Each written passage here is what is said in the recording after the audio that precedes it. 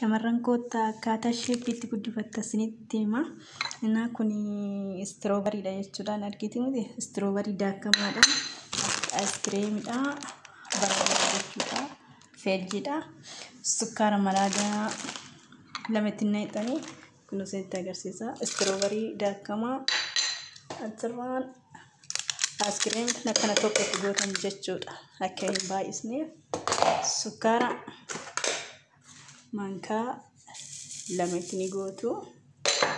Achirraas aannan kana argitaniiti loozidha jechuudha. Loozii kanatti naqxu saniin booda ni daayitu.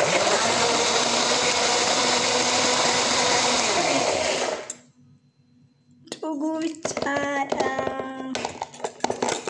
Argitanii? Innaa kanaaf sheepii keessan kootaa guddifadhaa.